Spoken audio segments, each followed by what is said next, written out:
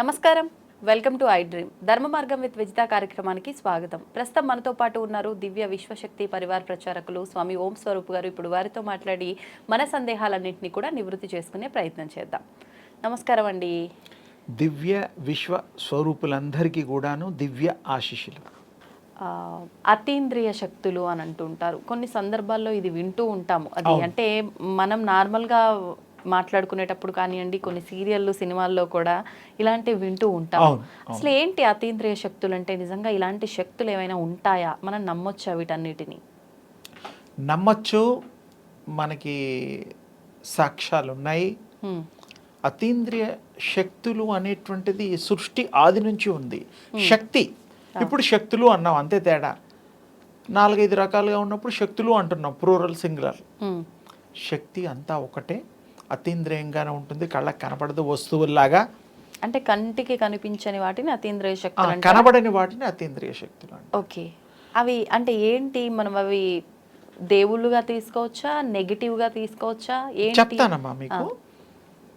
అతీంద్రియమైనటువంటి శక్తులు కలిగినటువంటి దాన్ని అకల్టిజంలో దాన్ని అతీంద్రియ శక్తులు దాన్ని వాడుతూ ఉంటారు పర్యాయప్రదంగా. ప్రపంచవ్యాప్తంగా అతీంద్రియ శక్తి, శక్తి పుంజములు, శక్తి ప్రకంపనలు, శక్తి వ్యాప్తి ఇవన్నీ మామూలుగా ఉంటాయి. భగవత్ స్వరూపాలు కూడా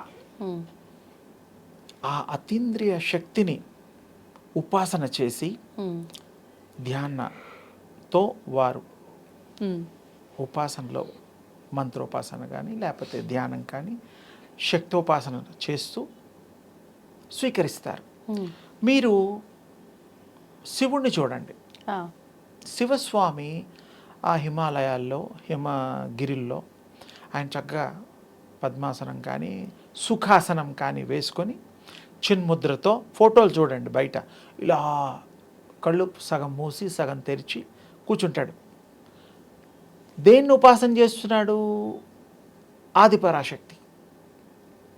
శక్తి కావాలి ఇంకా ఆయనకి. ఎందుకు? ఆయన శక్తిమంతుడు కాదా? శక్తిమంతుడే. ఆదిపరాశక్తి ఏంటంటే మూలశక్తి. శివుడు కైనెటిక్ ఎనర్జీ, నడయాడే శక్తి, సర్వత్రా వ్యాప్తి చెందుతుంది. మూలశక్తి ఒక చోట అంటే అన్నిట్లో ఉంది. కానీ ఈయన ఓ పనులు చేయాలంటే ఆ శక్తి మూమెంట్ ఉండాలా. కైనెటిక్ అంటాం దాన్ని అకల్టిజంలో. ఓకే. అప్పుడు ఆ స్వామి గారు పనులు చేయడం, వరాలు ఇవ్వడం, మనుషులకి, రాక్షసులకి, అన్ని జీవులకి. ఆయన ఇవ్వంది ఏముందమ్మా, చరిత్రలో అన్నిటికీ ఇచ్చాడు ఆయన. అవును. సరే, కొంతమంది మిస్యూజ్ చేసుకున్నారు. భస్మాసురుడు లాంటి వాళ్ళు, అంత శక్తిమంతులు. ఆయన ఇచ్చినది ఆయన మళ్ళీ ఆయన్ని నెత్తి శిరస్సు మీద చేయి పెడతానని ఆయన వెనకాల పరిగెట్టడాలు, స్టోరీలు అవన్నీ ఉన్నాయి. సరే, అది అంత డీటెయిల్గా అక్కర్లా. అంటే శక్తులు అనేటువంటిది పూర్తిగా సర్వవ్యాప్తి అయి ఉన్నవి. అవి మీరు ఉపాసన చేస్తే, ట్యాప్ చేస్తే మీరు గ్రహించవచ్చు, బాడీలోకి ఆహ్వానించవచ్చు. మీకు బేసిక్గా శక్తి ఉంది, అది ఇంకా ఎక్కువగా శక్తి రెట్టింపు చేసుకోవడానికి, రెట్టింపు ఇంకా మీ ఇష్టం ఎంతైనా. విశ్వశక్తిని మీరు తీసుకోవడం, అప్పుడు మీరు ఎంత పవర్ఫుల్ అయిపోతారు, చెప్పలేనంత పవర్ఫుల్ అవుతారు. ఆంజనేయ స్వామి లాగా అనుకోండి కాసేపటి. ఆయన కూడా చూడండి, గాలిలో ఎగిరిపోయి ఎంత సంజీవిని తీసుకురావడాలు, సీతమ్మ వారిని తేవడాలు అవన్నీ మనం విన్నాం. ఆయన బలం కూడా ఆయనకు తెలియకపోతే పక్కనుండే వాళ్ళు ఆయన్ని ప్రేయర్ చేస్తే, ప్రేరేపిస్తే అప్పుడు ఆయన శక్తి ఆయనకు తెలిసి వచ్చింది. మన శక్తులు కూడా సేమ్ ఆంజనేయ స్వామి లాగే. మన శక్తులు మనకు దాగి ఉన్నవి, తెలీదు ఎంత ఉందో, అది మనం తెలుసుకోవచ్చు. ఈ యొక్క దేవుళ్ళు, కృష్ణుడు కూడా తపస్సు చేసుకున్నట్టున్నది. అర్జునుడు, రకరకాల వాళ్ళు, అమ్మవార్లు, అయ్యవార్లు, దేవతామూర్తులు సమూహం అంతా కూడా వాళ్ళు చేసుకునేవారు. చేసుకోవడం అంటే ఏమిటి? వాళ్ళ దగ్గర ఉండే శక్తిని ఇంకా పెంచుకోవడం, ఆ విశ్వశక్తికి అనుసంధించడం, దాంతో లింకప్ చేయడం, అది మంచికి ఉపయోగించడం, లోక కళ్యాణానికి ఉపయోగించడం. ఈ అతీంద్రియ శక్తులతో చెడును పారదోలచ్చు, మంచిని పెంచవచ్చు, అన్నీ కూడా సృష్టికి ప్రతి సృష్టి చేయొచ్చు. విశ్వామిత్రుడు కూడా చూడు నాన్న, మరి తపస్సు చేసి త్రిశంకు స్వర్గాన్ని కూడా ఆయన సృష్టించాడు. సృష్టించాడు. ఈ మరి అందరికీ తెలుసు స్వర్గం నరకాలు ఆయన కూడా సృష్టించారు. అవును. అంటే ఏమిటి, ఈ శక్తి సంపాదించిన తర్వాత చేశాడు. ఆ, సంపాదించక ముందు ఆయన మామూలు రాజు, విశ్వామిత్రుడు. తర్వాత విశ్వానికి మిత్రుడు అయ్యాడు, అది వేరే విషయం. ఆయన కూడా మంచి పనులు చేశాడు, దైవ ఋషి అయ్యాడు, అవన్నీ ఉన్నాయి. అంటే ఏమిటి ఇక్కడ వీళ్ళందరి ద్వారా తెలుసుకోవడం ఏమిటి అంటే మనం కూడా ఆ శక్తిని పొందచ్చు, శక్తి సంపాదించవచ్చు. ఆ సంపాదించిన శక్తితో మనం మంచి పనులు చెయ్యొచ్చు, ఇతరులకి, సమాజానికి, మనకి, మన పరివారానికి, కుటుంబానికి అంతా. అందుకని దీంట్లో తేజోపాసన, విశ్వ శక్తోపాసన, శక్తోపాసన, తర్వాత సూర్యోపాసన, ఇట్లా 4-5 ఉన్నాయి. ఇవన్నీ కూడా గతంలో మనం మాట్లాడాము. ఈరోజు మళ్ళీ అవకాశం వచ్చింది వాటి గురించి. అతీంద్రియ శక్తులకి దానికి లింక్ ఉంది కాబట్టి, సంబంధం ఉంది కాబట్టి, విశ్వ శక్తిని, దివ్య శక్తిని మనం రోజు 10 సెకండ్లు, 15 సెకండ్లు అలా సూర్యోదయం, ఉదయం పూట ఇలా ఆ దివ్య తేజస్సు సూర్యుడిని చూస్తూ, సూర్యుడు మన అందరి దృష్టిలో గోళం అనుకుంటాం, అది శక్తి కలిగిన గోళం అని అండర్లైన్, అది మర్చిపోవద్దు, అది మర్చిపోవద్దు. అందరికీ సూర్యుడు చంద్రుడు అనుకుంటాం, మరి శక్తి లేకుండా మరి సూర్యుడు ఎలా అంటాం? అంత పెద్ద లైటు, అంత పెద్ద లోకాలకి ఎన్నో వెలుతురు, ఎంతో యోజనాలకు ఇస్తూ ఉంటుంది కదా. అందుకని ఆ సూర్యోపాసనలో, తేజోపాసనలో, శక్తోపాసనలో ఇవన్నీ పేర్లు, పర్యాయ పదాలు. ఇలా చేయండి, ఇలా చూడండి, అంతే. 10 సెకండ్లు, సెకండ్స్, మినిట్స్ కూడా అనలేదు. ఒక్కసారేనమ్మా, 2, 3 సార్లు అవసరమే. ఒకటే సార్, సింగిల్ టైం. చెక్కు మీద సంతకం సింగిల్ టైం. 2 పెడతామా? పెట్టాం కదా. మీరు 1 కోటి రూపాయలు రాయండి, 10 లక్షలు రాయండి, 1,00,000 రాయండి, 10,000 రాయండి, చెక్కు వాల్యూ ఉంటుంది సైన్ వల్ల. అంటే ఎగ్జాంపుల్ చెప్పా. ఇక్కడ కూడా స్వామివారిని ఒకసారి ఆ దివ్య తేజస్సును చూసుకొని కళ్ళు మూసుకుంటే ఆ బింబాలు మీ కళ్ళల్లోకి వస్తాయి. కళ్ళు మూస్తే అక్కడే ఉండండి కాసేపు, గంటన్నర, కొంతమందికి ఇంకెక్కువ టైం అదే కంటిన్యూగా వస్తూ ఉంటుంది. చూసిందే చూడడం, ఇందులో మాయా లేదు, మర్మం లేదు, ఏమీ లేదు. ఏదైతే మీరు దర్శనం చేసుకున్నారో అదే మీరు రిపీట్ అవుతూ ఉంటుంది. దాన్ని కాన్సన్ట్రేషన్ చేస్తూ, అది మీరు దాన్ని ఏమంటారంటే నైట్లో కాన్స్టెంట్ రిమెంబరెన్స్ కూడా చేయగలిగితే ఒక 3-4 రోజులు అదే పనిలో ఉండండి. మీకు ఇంకా వేరే భావం ఉండదు. నో ఫోన్స్, నో టీవీ, ఏంలా. ఆకలేస్తే పోయి తినండి కాసేపు, ఫోకస్ దాని మీద పెడితే మీ బాడీలో సహస్రాల నుంచి కింద పాదాల వరకు ప్రవహిస్తుంది.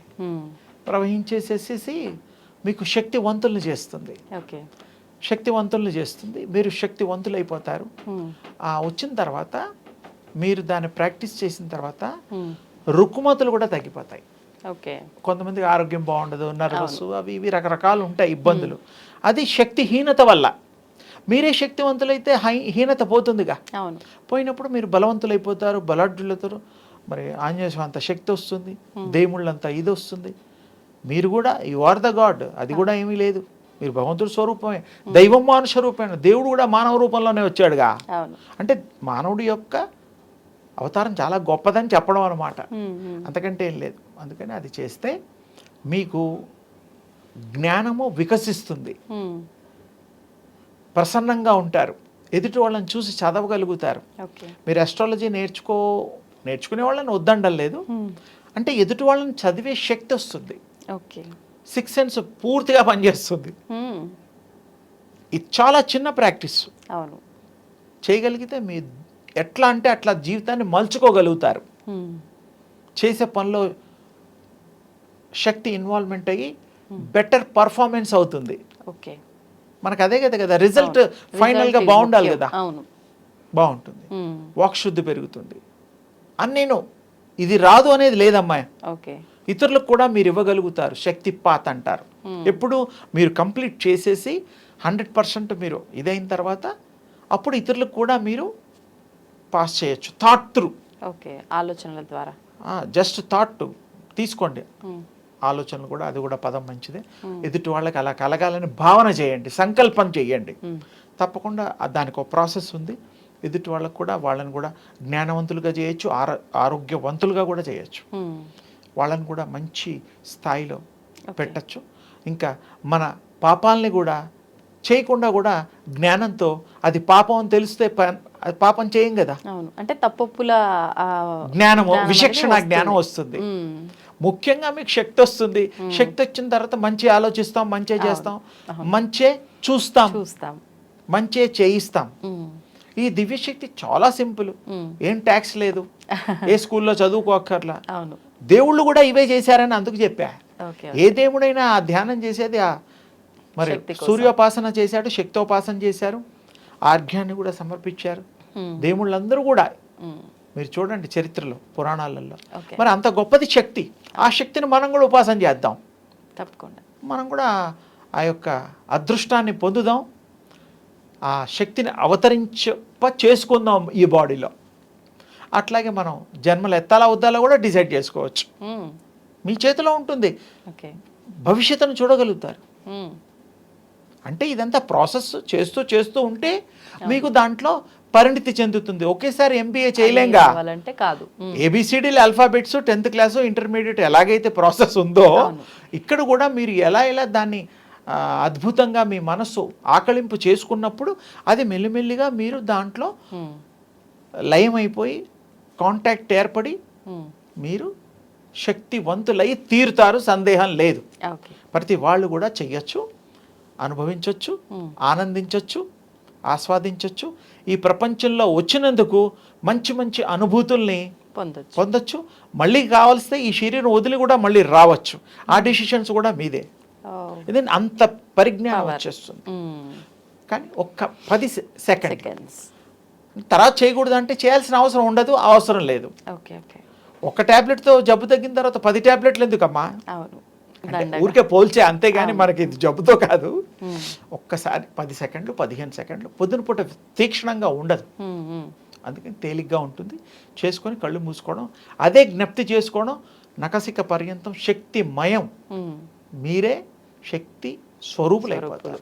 చాలా తేలిగ్గా చెప్పినవే 2 సార్లు ఎక్కువగా ఎందుకు చెప్పంటే మీకు రికార్డ్ అవుతుంది అని చెప్పా. అందుకని తప్పకుండా చేయండి, ఆస్వాదించండి.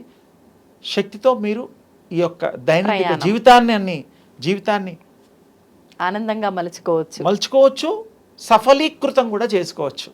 పిల్లలకు కూడా నేర్పండి. ఏమి లేదు ఇందులో, 24 గంటలు మనం ఏవేవో పనులు చేస్తుంటాంగా. ఇది మీకే ఇష్టం వచ్చి మీకే చేయాలనిపిస్తుంది. తినగా ఇప్పుడు ఏదైనా బాగుంది అనుకోండి స్వీట్, ఇంకా తినబుద్ధిస్తుంది. ఇది దీంట్లో అనుభవం ఓసారి వచ్చిన తర్వాత మీకు అది వద్దన్నా మీరు ఊరుకోరు, చేస్తూనే ఉంటారు, చేయిస్తారు. ప్రపంచం అంతా చేయిస్తూనే ఉంటారు. అది తప్పకుండా మీరు లాస్ట్ టైం కూడా మాట చెప్పాను, ఎప్పుడైనా సరే అవకాశం ఉన్నప్పుడు అందరికీ ఒక డెమో చేద్దాం, ఎప్పుడైనా ప్రాక్టికల్గా చేసి చూపిద్దామని అన్నాను. అది నేను చెప్తాను, నాకు కుదిరినప్పుడు తప్పకుండా ఒక చక్కటి ప్రదేశంలో మనం వాళ్ళందరికీ, ఇది వ్యాపారం కోసం కాదు, డబ్బు కోసం కాదు, మంచి కోసం, అందరి బాగు కోసం, సమాజ శ్రేయస్సు కోసం ఈ మా ప్రయత్నం. అంతే, చిన్ని ప్రయత్నం. ఇందులో ఏం అందరూ బాగుండాలి, అంతే. అందరి శక్తిమంతులు కావాలి, ఆరోగ్యవంతులు కావాలి. అది శుభం తల్లి.